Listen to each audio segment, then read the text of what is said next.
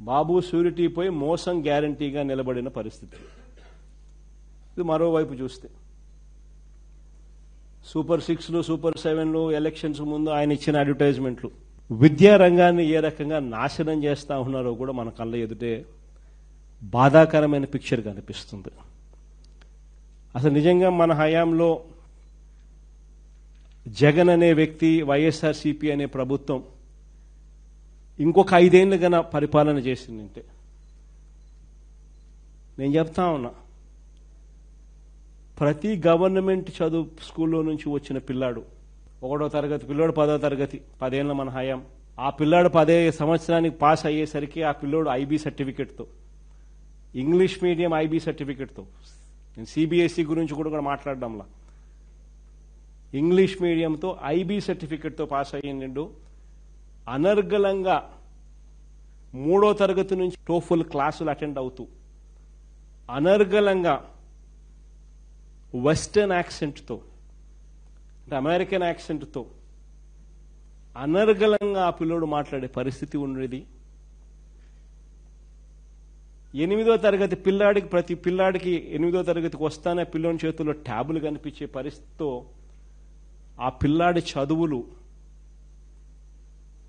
IB చదువులు, TOEFL పరీక్షల్లో ఉత్తీర్ణత, 8వ తరగతి పిల్లల ట్యాబులతో వాళ్లకు ఏకంగా సాఫ్ట్వేర్ మీద అవగాహన, ఇంటర్నెట్తో వాళ్ళని అనుసంధానము, వీటి అన్నిటితో పాటు సబ్జెక్ట్ టీచర్ కాన్సెప్టు,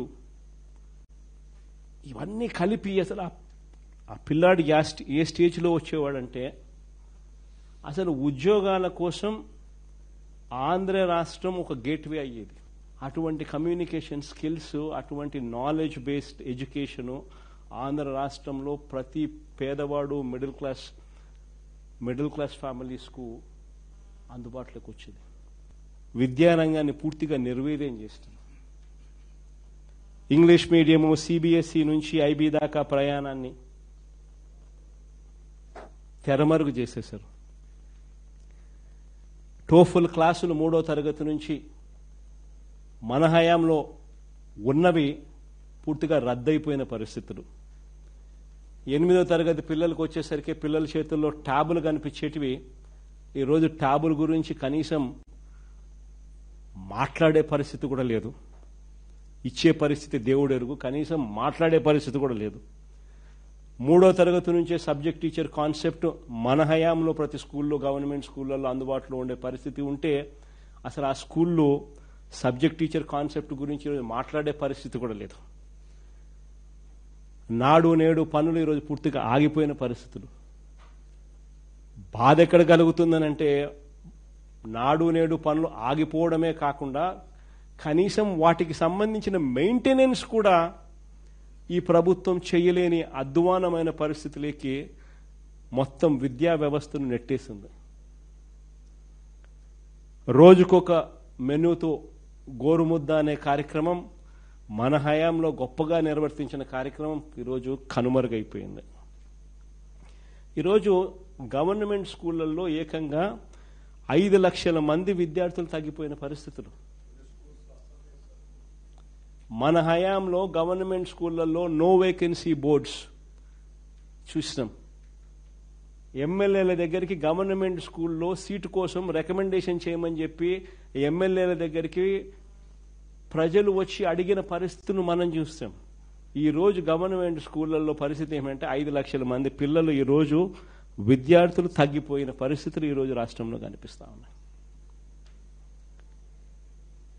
గత ఏడాది తల్లికి వందనం అని చెప్పి మనం పెట్టిన అమ్మఒడిని వాళ్ళ తల్లికి వందనం అని పేరు మార్చినారు. గత ఏడాది పూర్తిగా ఎగరగొట్టేశారు. ఎంతమంది పిల్లలు ఉంటే అంతమంది పిల్లలకు అని అన్నారు.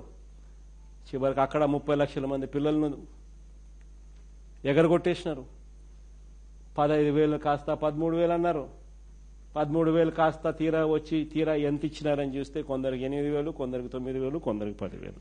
నిజంగా బాధ ఎక్కడ కనిపిస్తుందనంటే నాడు నేడు అనే గొప్ప కార్యక్రమం ద్వారా మనం రూపురేఖలు మార్చే కార్యక్రమం మనం చేస్తే ఆ నాడు నేడు పనుల ద్వారా ఆరో ప్లాంట్లు ఎక్కడైతే పెట్టారో ఆ ఆరో ప్లాంట్ల నిర్వహణ కూడా వీళ్ళు సరిగ్గా చేయక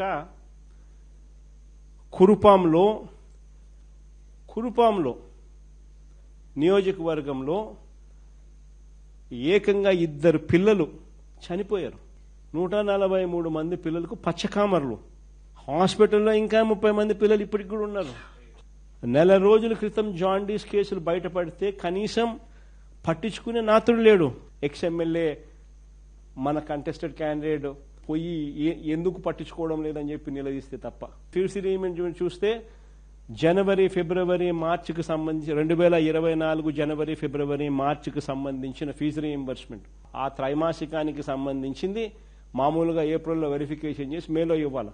ఎన్నికలు రావడం అక్కడ నుంచి పోస్ట్పోన్మెంట్ జరిగితే 2024 జనవరి ఫిబ్రవరి మార్చికి సంబంధించిన క్వార్టర్లో త్రైమాసికాన్ని నుంచి మొదలు పెడితే ఈ సెప్టెంబర్ దాకా తీసుకుంటే 7 త్రైమాసికాలు విద్యా దీవెన సొమ్ము మామూలుగా ప్రతి త్రైమాసికానికి అప్రాక్సిమేట్లీ 650 కోట్ల నుంచి 700 కోట్లు అప్రాక్సిమేట్గా అవుతుంది. అంటే దాదాపుగా 7 త్రైమాసికాలంటే దాదాపుగా 4500 కోట్లు. ఇచ్చింది ఎంత అంటే కేవలం 700 కోట్లు. మిగతాదంతా గాలికి వదిలేసినారు. ప్రతి ఏప్రిల్ 2024లో వసతి దీవెన కింద 1100 కోట్లు మన హయాంలో ఇచ్చేవాళ్ళం. ప్రతి ఏప్రిల్లో ఇచ్చేవాళ్ళం. ఏప్రిల్ 2024 ఎలక్షన్ కోడ్ కారణంగా ఆగిపోయింది. ఏప్రిల్ 2024 1100 కోట్లు, ఏప్రిల్ 2025 మరో 1100 కోట్లు, 2200 కోట్లకు సంబంధించి వసతి దీవెన డబ్బులు పూర్తిగా స్టాప్ అయిపోయింది. విద్యా దీవెన వసతి దీవెన పరిస్థితులు ఈ స్థాయిలోకి వచ్చేసరికి పిల్లలు చదివే పరిస్థితి లేదు. పిల్లలను కాలేజీలకు పంపించే పరిస్థితిలో తల్లిదండ్రులు లేరు. కాలేజీలు వీళ్ళను ఉచితంగా చదివించే పరిస్థితిలోకి కాలేజీ యాజమాన్యాలు లేవు. అవి నడవాలి, అవి బ్రతకాలి, వాళ్లకు జీతాలు ఇవ్వాలి. చివరికి పిల్లల దగ్గర నుంచి వసూలు చేస్తా ఉన్న పరిస్థితిలో పిల్లలు చదువులు మానేస్తా ఉన్న పరిస్థితి. పంటల గురించి చెప్పాల్సిన పనుల. రైతులకు ఉచిత క్రాప్ ఇన్సూరెన్స్ గాలికి ఎగిరిపోయింది. సమయానికే ఇచ్చే ఇన్పుట్ సబ్సిడీ ఈరోజు పట్టించుకునే నాతులు లేడు. ఈ క్రాప్ అనేది ఈరోజు కనపడకుండా పోయింది.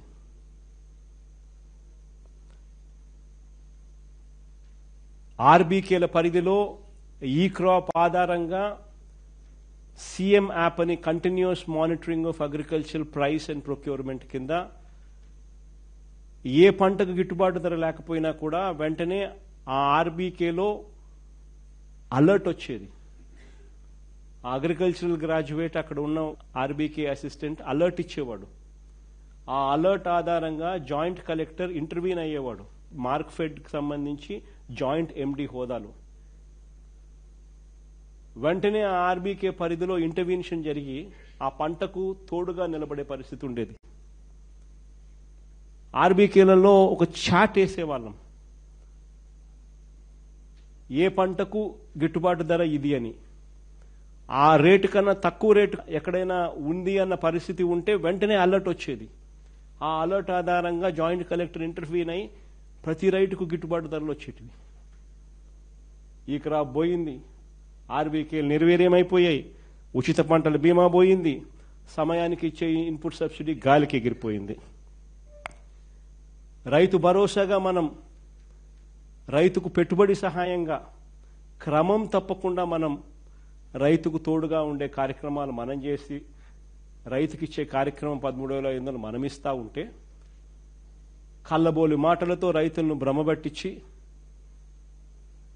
రైతు భరోసా పరిస్థితి ఈరోజు ఏమిటి అనంటే, రైతు భరోసాకు పేరు మార్చి అన్నదాత సుఖీభవ అన్నాడు. పిఎం కిసాన్ ఇచ్చే 6,000 కాక మేము 20,000 ఇస్తామన్నారు. 2 ఏళ్ళకు కలిపితే 20,000, 20,000 2 ఏళ్ళకు కలిపితే 40,000 ఇవ్వాలి. 40,000కు గాను ఇచ్చింది కేవలం 5,000. ఏ రైతుకు కూడా ఈరోజు కనీసం గిట్టుబాటు ధరలు లేవు. ఏ పంట తీసుకున్న రైతులకు ఈరోజు నష్టమే. ధాన్యం కొనుగోలు దగ్గర నుంచి మొదలు పెడితే మిర్చి, పొగాకు, మామిడి, ఉల్లి, టొమాటో, సజ్జలు, పెసలు, మెనుములు, చీని.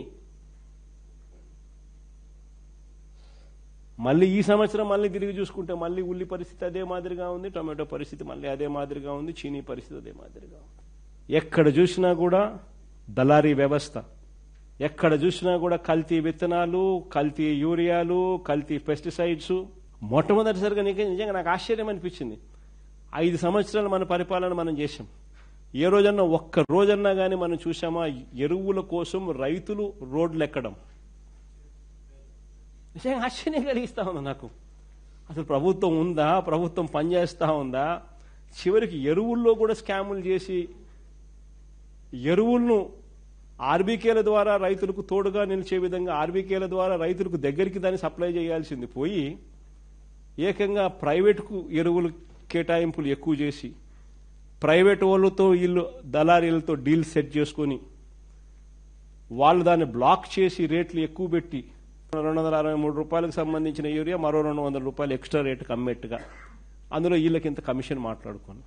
అసలు ఆశ్చర్యం కలిగించే విషయాలు ఇవన్నీ కూడా ఈ మాదిరిగా పాలన సాగుతూ ఉంది.